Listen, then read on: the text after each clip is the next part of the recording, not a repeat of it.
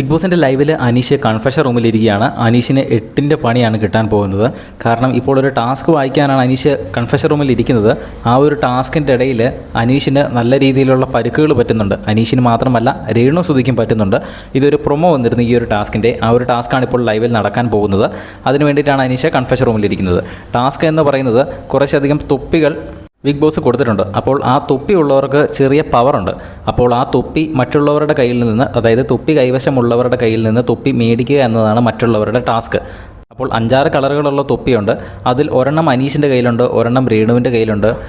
ബാക്കി ആരുടെയൊക്കെ കയ്യിലാണ് എന്നറിയത്തില്ല. പക്ഷേ പ്രധാനമായിട്ടും നമ്മുടെ പ്രൊമോയ്ക്കകത്ത് കാണിച്ചത് രേണുവിൻ്റെ കയ്യിൽ നിന്നും അനീഷിൻ്റെ കയ്യിൽ നിന്നും മേടിക്കാനായിട്ട് മറ്റുള്ളവർ കൂടുതലും ശ്രമിക്കുന്നതായിട്ടാണ്. അതായത് കട്ടിലിൽ അനീഷ് കിടക്കുന്നുണ്ട്. അതിൻ്റെ മുകളിൽ സംരക്ഷിക്കാനാണോ തട്ടിപ്പറിക്കാനാണോ 2 പേര് കിടപ്പുണ്ട്. അതിൻ്റെ മുകളിൽ ഒരു 2-3 പേരും കൂടെ വന്ന് ഇവരുടെ കയ്യിൽ നിന്ന് അറ്റാക്ക് ചെയ്ത് തൊപ്പി മേടിക്കാൻ ശ്രമിക്കുന്നു. അവസാനം ബസർ അടിച്ച് കഴിയുമ്പോൾ ഒട്ടും വയ്യാതെ ഇരിക്കുന്ന, ടയേർഡായിട്ടിരിക്കുന്ന ഒരു അനീഷിനെയാണ് കാണിക്കുന്നത്. അതുപോലെ തന്നെ രേണു തല കറങ്ങി വീഴുന്നതായിട്ടും കാണിക്കുന്നുണ്ട്. ഇതിപ്പോൾ തന്നെ ലൈവിൽ നടക്കും. അപ്പോൾ ഈ ഒരു ടാസ്ക് കാണുന്നതിനായിട്ട് ചാനൽ ഒന്ന് സബ്സ്ക്രൈബ് ചെയ്യുക.